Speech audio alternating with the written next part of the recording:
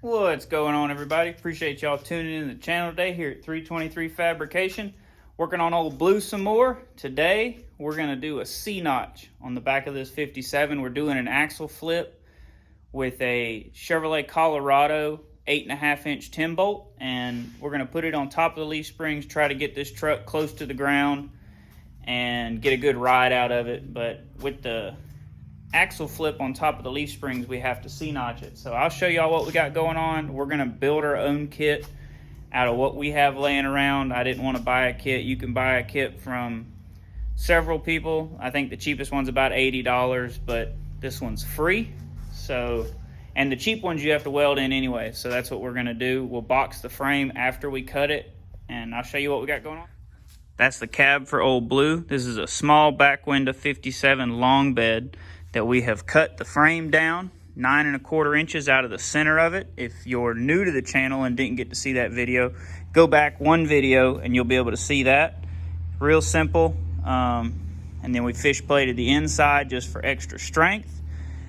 And what we're doing now is we're working on a C-notch kit. So this is what I have determined to be the notch we're gonna do. And this is 6-inch pipe, and I can't remember. Based off the wall thickness, I'm going to say that's like, I feel like that's thicker than Schedule 40. That might be Schedule 80. Either way, 6-inch pipe, Schedule 40 would be fine. If this is 80, you know, whatever. Let's see. Let me grab my short tape. I'll tell you how thick it is. It is, looks like about 5/16 wall, maybe quarter wall. It's about quarter wall. The frame's 3/16 thick. So, I mean, this is plenty thick. But the plan here, that line's going to be what we cut out. And I've already made both of these, cleaned them up. I'm still going to wire wheel them before we weld them in. That way the rust will be gone. And then marked underneath. And so what we'll do after I cut this in, get it tacked, is I'll make a template for the inside. And then we'll box the frame in. Probably, you know, somewhere up here to somewhere back here. Make it pretty good size, so it'll have plenty of strength. This truck will have a big cam 6.2 liter 376 cubic inch LS3 with rec port heads and automatic with overdrive. So it's gonna make a little more power than the 6-cylinder 235 that was in it. And I am gonna pull the trailer occasionally with it, but nothing crazy. We just want to make sure we don't have any issues in the long run. And my width on this, guys, is the width of the frame, but the plan with it is to offset it to the inside thickness of the frame. Then when I box it, it'll set on top of this piece. And on the outside down here, I'll have a fillet weld. Well, actually, it'll be up here. I'll have a fillet weld right here. And then I can round it off and smooth it out with a tiger paw, and from the outside it'll look like it was made that way from the factory, even though it was not. If that's the plan, we're gonna get started.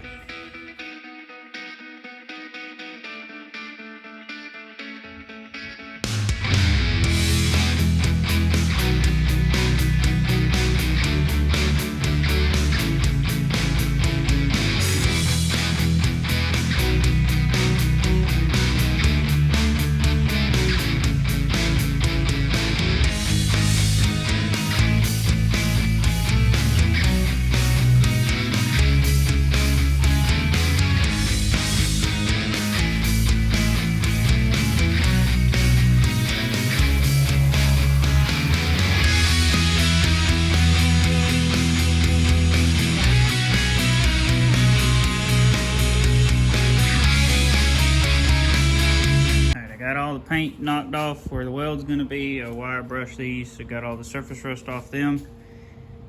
I meant to tell y'all and I forgot, so I kind of eyeballed center of the highest point on that side. I mean, and this is so this is 6-inch ID pipe, and the axle tubes on a Colorado are 3 1/4, so there's going to be plenty of clearance as long as it's centered, you know, best you can. If it's off an 1/8 or whatever, it really doesn't matter. And then what I did was, once I cut that one, I pulled a measurement or once I marked it, I pulled a measurement and got the same measurement for this side and then started my cut. So that's how they're gonna fit, just inside the frame. Probably should have left the line instead of cutting the line, but that's okay. It's not gonna be a problem at all. So see, I'm gonna offset that just to the inside, and I'll show you all that before I weld it once I get them tacked. And that should allow me enough lip on the inside for the plate to sit on for boxing the frame in. But let me get them tacked and then I'll show you all that. Okay, so definitely should have left the line when I cut it, but that's okay. This is the idea, that the fillet weld will be there. It'll make up the seam, and then I can round it off like the factory frame would be. And then you got a little bit overlap on the inside where I can box it on top of that. That's kind of what I'm thinking, but I'm gonna go ahead and burn this one in pretty good, some good tacks. Then I'll set the other side. We'll go from there, but a hammer and a hot tack will close that gap up. So I'm not too worried about it.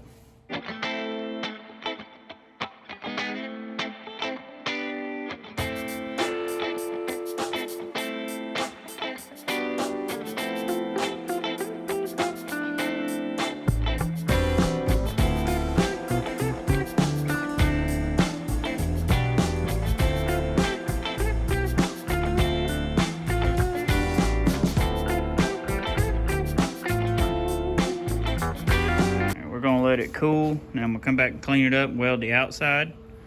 But the inside's welded on both sides. Just got to be cleaned. Filled the gap from the inside first because that was the easiest way, and then I'll weld this up from the outside and buff it down so it'll just look like the curve of the frame. And then we'll plate the inside, box it in probably, you know, something like there to maybe there, something like that. Should be sufficient. And then the only other chassis stuff left so far as fabricating, I need to cut this rust out back here and fix that. We are gonna have to cut some off the back of the frame, but I don't know how much yet. And then I haven't ordered it, but I'm going to, but there's a conversion kit to run like a 73 or 77 through 87 or whatever power steering conversion for a steering box. And those are some brackets and stuff, and it's a kit that comes with the Pitman arm adapter and everything else for the steering. So I am gonna order that instead of building it because I need the steering components as well. But we're getting there, making some progress. There's our joint on the inside, and that was a Z. It was like this, or a L, I guess. Double L. Double L. And there's the pieces we cut out of it. Give you a better idea. Right there. Took 9 1/4 out of the chassis. Getting a little bit done. Get the C-notch done. Maybe tomorrow we can finish it. Here's the side that's not welded from the outside yet. You can see where it burned through. Got a little bead in there. And so what I'm gonna do is fill all of this so that it looks smooth from the outside. We haven't plated it yet, but I'm gonna get all this done and then wire wheel it so Dad can prime and paint everywhere except where I'm gonna box it in. Because once it's boxed in, you won't be able to get to that, and we don't want it to, you know, rust. I know it's not gonna be perfect, but it's gonna be pretty good. But I've already done this side and finished it, and this is what it is gonna look like when it's done. So now it looks, and once it's painted, you really won't be able to tell, but smooth. It kind of follows the finish of the outside of the frame. You got this radius here, and it continues around. Same thing, filled the bottoms. A little bit of welding, a little bit of grinding, but should look pretty jam up when it's done. Looks like factory. Dad already primed them inside and outside. He went ahead and primed where we cut the frame in half to shorten it. But I mean, just priming that makes that curve look almost factory with the edge rolled. So I took a piece of cardboard, laid it on the outside of the frame and traced it out. So now I'm gonna cut it out. Because that's the outside, I'm gonna cut the lines off and then set it up there and trim it. And what I'm doing is making a piece to go on the inside to box the frame in. And I just lined it up with the front of this hole. That should be sufficient. It's about the same distance both ways. And once I get this trimmed to fit, I'll check it, make sure it works on the other side. And then I'll cut it out of some plate. All right, we got our CAD design finished. So I cut it just a hair smaller. What I'll do when I mark my steel is I'll cut the line out of the steel because I'm gonna trace this out. But this is really pretty close. It sets on top of the pipe, which is what I wanted. And then it leaves me, let's see if I can get it square. It leaves me where I can have a little bit of a fillet weld all the way around. And that'll be ideal. That'll box it in. So that's this side. Now this is the front. A little bit more on the front, but that's okay. Check it on the passenger side, and it fits well the same way. So there you go. I will cut 2 of these and we'll be able to plate it up. It'll be boxed in, and I got to pull the hubs out of these drums, pull that apart, so we'll have those to put back on the front axle, and then we'll be able to roll it even if we don't have the brakes yet. Just a little bit at a time. We've been trying to make some progress, but this is a big step the last couple of days getting all this done because the frame's been sitting here cut in half for a while. So we knocked that out last video. If you missed it, go back and check that out. That'll show you how to shorten a long bed Tri-5 pickup. And I think it'll actually work up to like, I think the frames are the same, 58 and 59 as well. So 55 through 59. And then a C-notch, which turned out pretty jam up if I don't say so myself. Or if I do say so myself. See, I'm not a narrator. But I'm gonna see if I can find some measurements on that. Maybe we can go ahead and cut that and it can get painted. But I'm not real sure. My plan originally was to get the bed set on it and cut that later because that'll be easy to access at the back of the truck, and the bed's easy to pull on and off. You know, get it on there, drop a couple of bolts in it, line it up.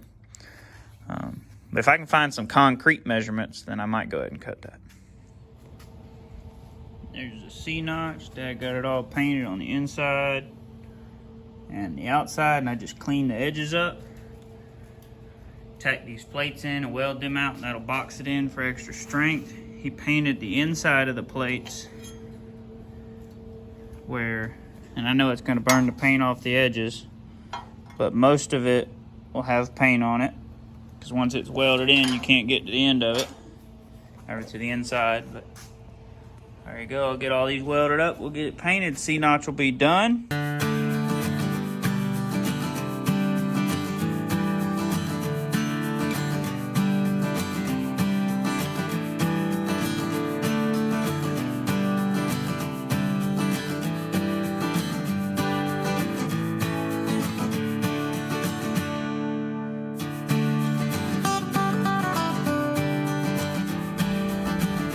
Now have a C-notched and boxed 57 frame. I'm gonna clean these up. I'm not gonna knock all the weld off, just kind of smooth it up a little bit. It doesn't look bad, but anywhere it's, you know, above or below the frame, I'm gonna get rid of. So I'll do that and then wire wheel it all and let it cool off. We can get a coat of paint on it, be jam up. Got it all cleaned up. I'm not gonna fill this part like I did on the outside. It's not necessary. You're not gonna be able to see it as easily. But did go ahead and just clean it up and make it look a little bit better. So there you go.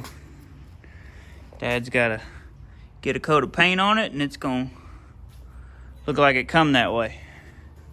Not too bad. A little bit of time. I mean, you know, a 2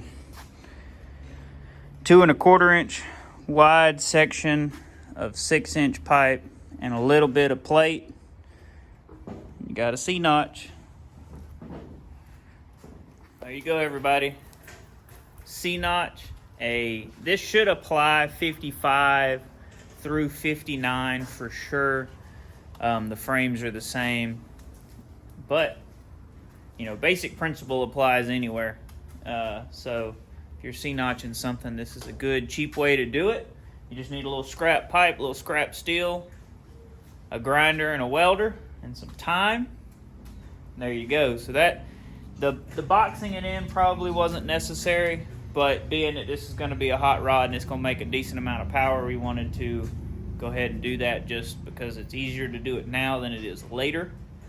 You know, and you can pretty much get the stuff you need to do this anywhere. 6-inch pipe, you know, you'll be able to find somebody that's got some scrap laying around, whether it's, you know, a machine shop or a fab shop or something. You don't need much.